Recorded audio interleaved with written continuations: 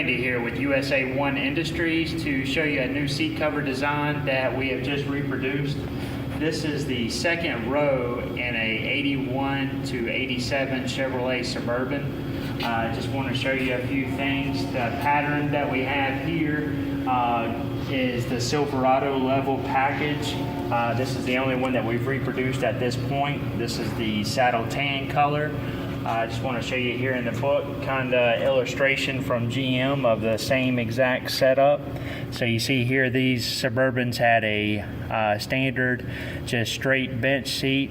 The second row had what they call the jump seat. You can lay each one of these down independently to be able to lay something flat in the back of the Suburban, and then it had an optional third row seat which we will be introducing soon that is completely removable. So you can fold the bottom section here up and then fold that down, and it gives you the extra long length in the back.